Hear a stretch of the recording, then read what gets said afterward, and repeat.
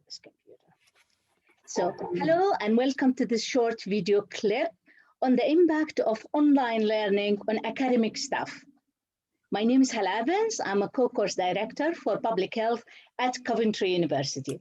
And I have with me here a group of experienced academics from a diverse background, continent, educational, name it. And they are here to share their experience with you. They also will give some tips on what to do if you face some online issues or obstacles, what kind of impact online have on their health, and what kind of recommendation they will give to other academics around the world. I will go around and ask my colleagues to briefly introduce themselves. And I will start with the farthest from us, which is Brazil. Muna.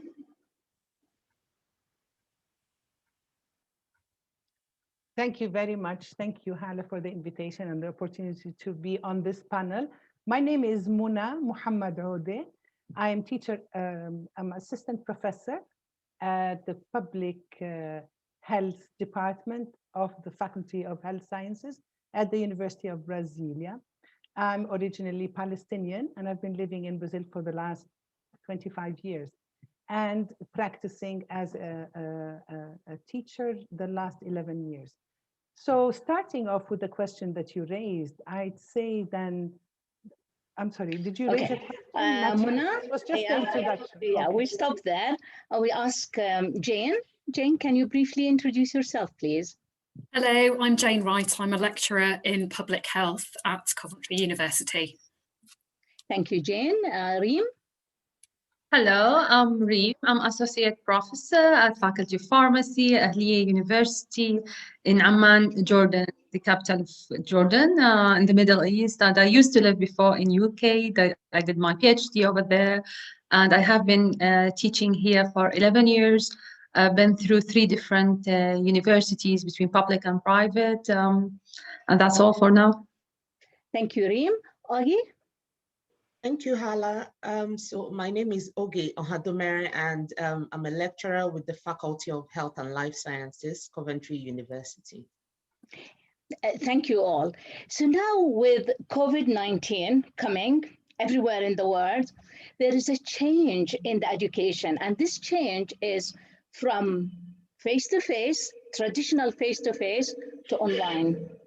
From the room into Zoom, from seminars into webinars, and that's create a chaos everywhere, not only in UK or Brazil or Jordan, but everywhere. And therefore, there were attention of what to do and how we can handle it. So from there is an impact on both the strategies at the universities and also the staff and students and how they can handle it, and how can the institution as a whole deal with this sudden change, because many universities across the world weren't ready for this change. Well, moving from there and focusing on academics, I would like to ask my colleagues to reflect on 3 main questions. Start with question number 1. Could you tell us one obstacles as an academic you face and how you dealt with it? And then I go from there to Jane. Thank you, Hala. So I think one of the main obstacles I've found is connecting with the students and how we do that and how we get feedback from them through a virtual setting. So to get over that issue, I've used lots of different techniques and tools to work with the students and ask them for their feedback on those through lots of different ways. So verbally, or using some of those tools, or using the chat box, discussion boards, that kind of thing, to find out what works for them. Thank you, Jane. Reem? Yeah, I had a different problem. Maybe it's the internet problem. And when I moved to work from home, it was all of a sudden, it wasn't planned. Me personally, I wasn't trained actually on recording videos for my lecture, even how to share the screen. I never did it before. So for me, it was the big challenge is to approach my student. How can I deliver their lectures in a clear way, convenient way for them, as they were facing another kind of problems. I used to work at that time at the university, is different from the one I'm working for now. And it was in outside the city, a poor area, where people, they have lower socio-economic level. And most of my students, they were coming from abroad, living in dorms. And unfortunately, at that time, most of the patients infected with COVID-19 were in that city. It has the highest percentage of COVID-19 patients among the country. So there was a big lockdown for these students. They couldn't move out of their dorms. So I have to record the videos for them and send them the link on YouTube, because otherwise they can't be online with me, as they don't have money even to charge their mobile credit to have internet access into my lecture and to be Thank you, Reem. interactive. And whenever they were expressing their fears, they were expressing their fears of the disease, what's going to happen to them if they were disconnected from the world more than this.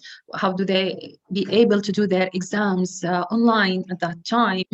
It was a very big challenge. So every time I go online with them, all what I need to do is to calm them down, to charge them with positive energy. I thought it's my responsibility actually to keep them going on their education, rather than giving only the knowledge, the scientific knowledge they require from me. So it was a double duty. I never been cross through their personal lives. I thought I'm going to enter everybody's soul and to communicate with them, just to lift them up all the time. That was my main focus at that time. Thank you, Reem. Augie? Yeah, thank you, Hala. So one of the obstacles I know, I faced was, apart from technological issues which were, there, it was also about the continuous emergence of new online learning tools, which were fantastic because it was an opportunity to find ways to actively engage students. But at a point, it became challenging because it felt like you had to learn new things every day, and compounded with the fact that working online also gives that room where it was as if your work was duplicated. There was more to do, and at the same time you had to learn these new online tools to also use and engage the students. So it was a challenge to keep up with these tools that were continuously emerging. Yeah. How did you deal with it, Augie? Okay, so what I did was, first of all, I had to remind myself that I wasn't an IT guru, okay? We were all trying as much as possible to all cope with the pandemic and the challenges that were with it. And I also reminded myself I wasn't competing with anybody. It's not about knowing how to use 6 tools or 10 tools, but I had to identify a few, explore a few, identify them, try them out in class to see the ones that worked with the students and embrace them. I also made the students feel comfortable and let them know that you don't have to know how to use all of them. Try as much as possible and feel comfortable, learn them step by step, So then in terms of managing technological issues, anytime I begin a session, I always remind the students that you can get kicked off, because I've been kicked off in a session and I had to come back in and I apologize. So it could happen to anybody. Your internet connectivity could drop and you have to go in and come out. So it's to remind them during, when you're giving your ground rules, to say, just in case I get kicked out, because it can happen, I apologize, but I'll come back. If you're struggling with your internet connectivity, send a chat privately, which is fantastic with Zoom. You can, if you don't want to send it to everyone within the group, you can, chat the host privately and say, I'm struggling with my connection. And then I will take that into consideration. And that's exactly why we also record sessions, so that in case you're not able, you miss, certain parts of the session, then you can go back and listen to the recordings. Really. Thank you, Augie. And Muna? Well, in my case, the primary issue had to do with the eye-to-eye contact and the physical presence in a classroom. and the fact that we were not able anymore to go to what we call practice scenarios. As I teach public health, and especially in the course on mental health, we would visit health centers that have a focus on mental health, and the students would be able to have firsthand contact with these. So that was very cumbersome. That meant that the program of the course had to be changed. So effectively, the fact of the lack of the eye contact also had other implications as well. I'll be addressing what methods or approaches I had to take to follow in order to redress or address this new situation. But essentially, we were unable to do this interaction on a face-to-face basis. Yeah. And at the same time, I think the big discovery, not only to myself, but basically to many of other staff and teachers in my university, is destroying this myth that we had, that the youth know everything about the internet and that they are, how do you say, since a very small age, they're more geared towards these technologies and all of that, only to find that these technologies that they are geared and knowledgeable about are very limited.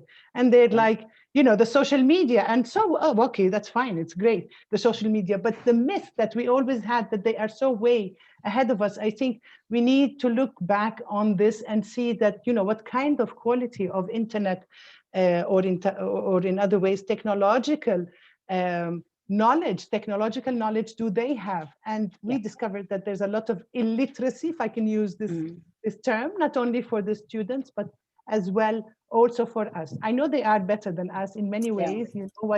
What we know is that they have the ability to cope with these. But I essentially had to make changes in two main issues. The first one is that I took up teacher assistants, and they came on as volunteers, ones who'd done the course with me.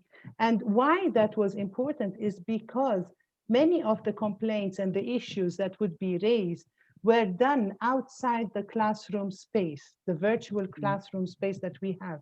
So a WhatsApp group was created in order to have direct conversations through the teacher assistant. And she was fabulous. She was a very good support for me, because many of the issues I was not able, or they would not come and speak to me directly about them, but there was someone who is their age and in their condition who was able to do that. And then I had to make changes in methodology, the way of applying. And that came through conversation and dialogue with them, because they were getting tired at some point. And I was like instigating them and saying, yalla, come on, let's have some contribution. What do you think? And they were like really tired. And I said, okay, we're gonna break the maximum. Actually, my university dictated to us that the maximum of a synchronous class is 60 minutes. This is tops, the maximum. You cannot have a class that is beyond that. It's exhausting, it's senseless, it's totally different from when you are in the presence face-to-face with people. So the methodological change that I had to do is to alternate my classes so that there would be one with content and discussion, or somebody outsider coming in to speak, and then another one to discuss what had happened. And they proposed that. So we would do that, alternate the classes, a set of 6 classes out of 15. I reserved for that dynamics. And I intensified the number of activities that they would do at home. So they would watch a video, a film, and then we would discuss it in classroom. So I had to make methodological also approaches, in the way that I was doing the activities, reduce the time of the class online, and make sure that they had the support of someone to whom they could speak at ease without any problems, and the generation gap, which always makes a difference. And that's really interesting, Mona. Thank you for sharing that. So all these activities you all mentioned and you all experience, what kind of impact that has on your health during this period? And I will start with Reem. Hello, actually, it had a very big impact. Part of it was positive, that when there is a will, there is a way. I can do it under stress condition. I was so satisfied about myself, about my students, actually, attitude on in it. It was great. But that was after having a big time of anxiety and stress, actually, how we can make it together, both me and them. So I have to listen to them carefully. I have to work on the way they like it, not the way I like it. So they expressed to me their feelings and the things I discussed earlier today. And they wished that I have it a video records rather than an interactive classes. That was their choice, and I can't really push them to go interactive class more than 1 hour a week. So I used to record like 4 or 5 videos for 4 or 5 lectures, each 40 to 50 minutes, posted to them on Facebook. They suggested to create a page on Facebook rather than the template of the university. That's all was because of the sake of the internet. The companies supplying their internet for the students offer them a free downloads from Facebook, but gonna to charge them if it was on the university. And the dean comes always to us and says, why students, they are not going through the website of the university to watch their videos. That was our answer. It's for the convenience of the students. I posted them on a page on Facebook, or sometimes even on WhatsApp group, so they can manage with their internet access much more convenient for them. The other thing was the family issue. When you are working from home with 2 kids, one of them is a first grade at her school, and she barely started to learn how to read and to write, and she has to do it online and interactive. While I'm busy doing my lectures, she can't do it by herself. Me and her dad both are lecturers. Each one is booking one room to do our lectures, and she has to sit in the living room and do her classes. The other girl was 2 years old at that time, 1 year ago, and she started her potty training. So every time I'm recording a video, she comes to me, Mama, I need to go to the toilet. So actually choosing the way to record videos was much more convenient for me, because I used to do it like when they go to bed. These videos every night when the kids go to bed, when I'm really very exhausted after a long day, I have to go and record videos for my students and be very clear with them and put all the materials, explain it clearly, because they are not there even to ask me any questions. So I have to assume what are the questions I would expect from the students at that moment. By teaching the same course for the last 10 years, I was good enough to expect what kind of students they will ask at that point, at that moment. So I used to post or to ask them, that student, and I telling them, I know that you are wondering what's going on blah, blah, blah, blah, blah. And this is the answer, if you are wondering that question. I think they were very pleased by that way. And thankfully, I had a very good evaluation from my student at that time for the online teaching specifically. And they were very happy. I was very pleased with the exam because they did a great job there. So it was both stressful at the beginning, but pleasing actually at the end. Thank you, Reem. At the end of that semester. Thank you, Reem. Ogi?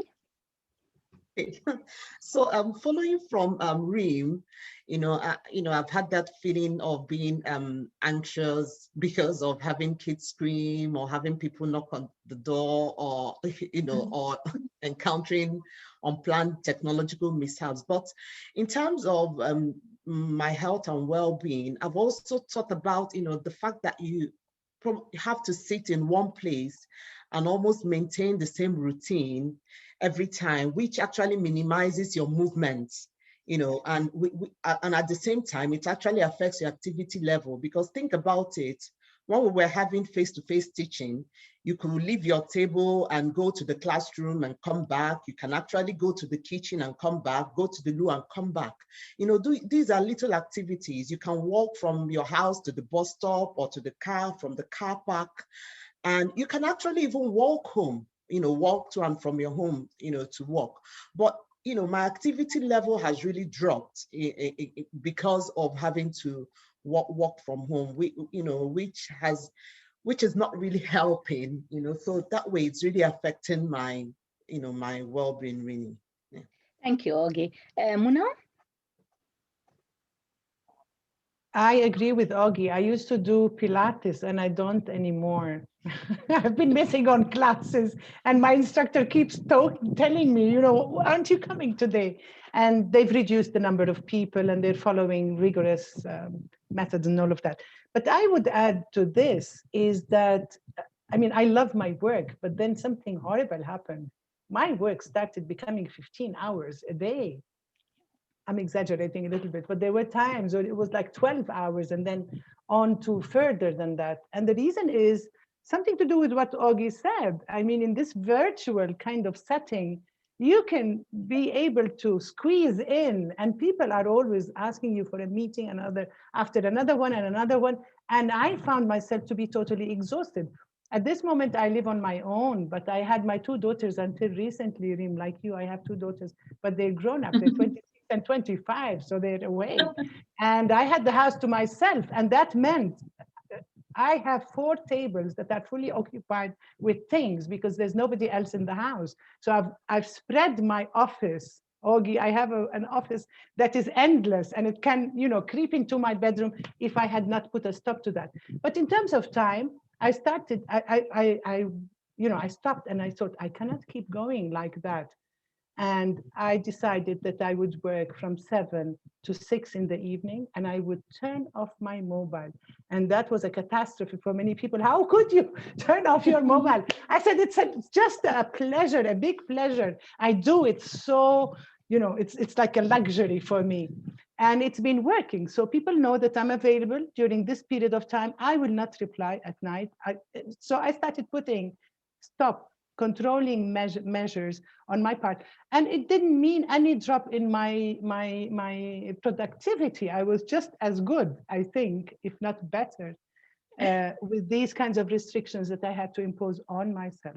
So essentially, if I were not able to do that, I think I would have suffered physically and mentally as well, because there's a lot, I mean, if you just leave it, I think maybe this is to do with this kind of open space feeling that people can call on you anytime, you know, and of course you have to get ready and prepared and you have to do the effort as if you are really, you know, meeting the people, because otherwise you're in your pajamas and you're, you know, in different kinds of scenarios. So I think it has to do with control, Hala, control, time, discipline, being kind to oneself, I think. Yeah, and also being able to disconnect, to not being all the time alert and there. You have to say sometimes no to things, because in this case, you're saying yes to yourself. So you're giving yourself a little treat. Jane? Yeah, I think the biggest thing that's affected me is that lack of social connection, both with students and with colleagues. And as we know from the evidence, that social connection is really important for your mental well-being. So not having that so much has been quite a difficult thing. And it's something that I've really missed, and it kind of makes you feel a little bit sort of disconnected from the whole world in a way. So getting around that are things like having our teaching team meetings regularly, just to chat about how things are going, what we've been up to. They can be really, really helpful just to help you stay in touch, and making sure that you take time in your online sessions with students to have a bit of chat about the kind of, what people have been doing outside of their learning and what you've been doing at the weekend, just having a bit of the sort of human side of things, just to build up some of those connections. And it's really important, I think, to take that time to do things, both from us as lecturers, but also for the students to kind of see and get to have those connections as well. Yeah, in other words, to recharge your battery over the weekend and reconnect with the human beings during the week while you're working. My final question is about tips. What kind of tips you will give? One tip if you want to give to academics around the world. And I will start with Ogi. Okay, Hala. I'll try to make it one, but it's about 2 or 3, but I'm going to put it together. So what I did was I got involved in doing yoga online since the lockdown. So 2 or 3 times a week, I started doing yoga. And I used to take walks, but I don't like the cold.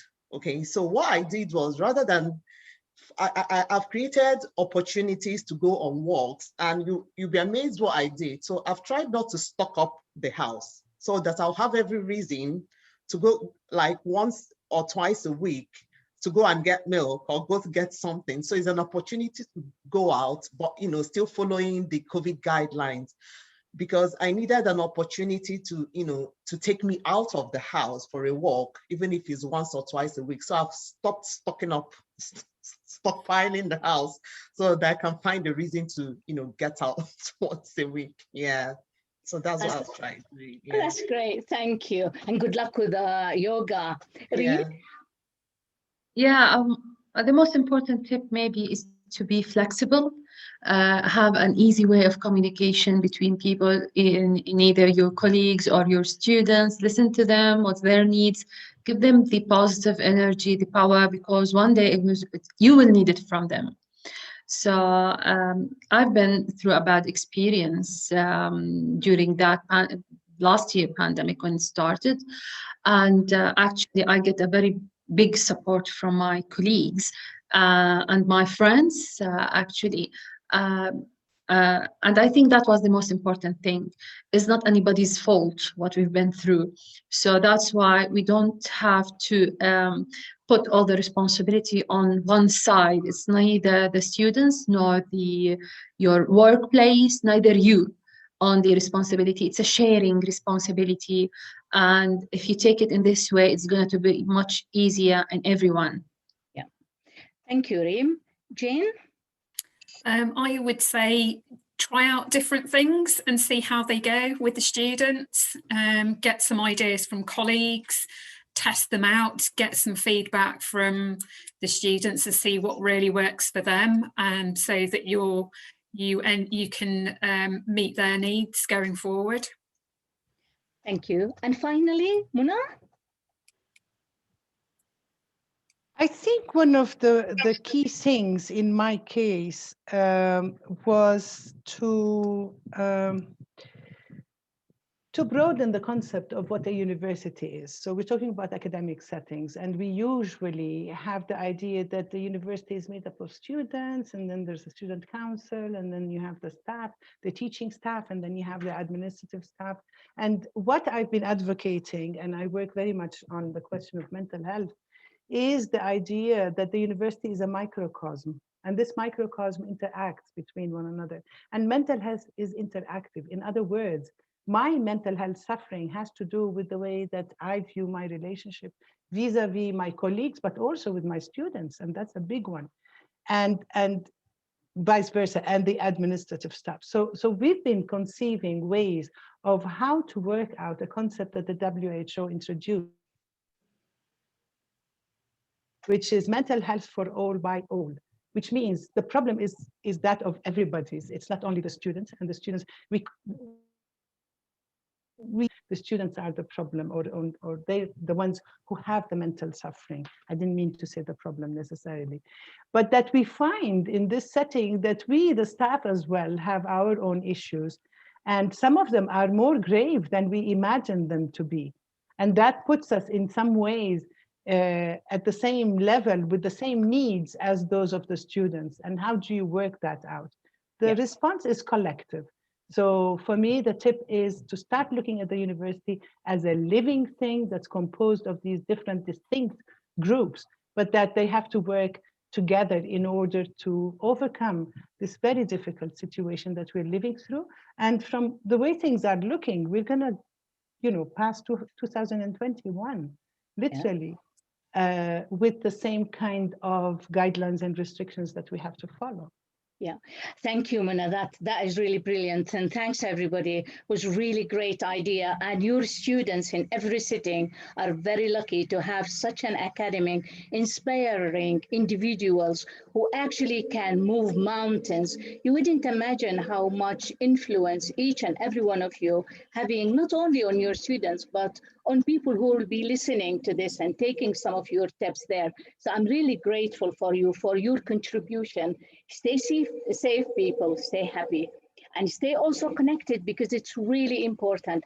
COVID-19 is going to be ended one day. So spread happiness instead of spreading the disease, and stay happy and well. And thank you very much. If you need more information about this video or about the contributors, please contact Connections Matters at Coventry University. Thank you and happy listening. Thank you, Bye. everyone. Thank you. Thank you, Hala. To meet everyone. Bye-bye.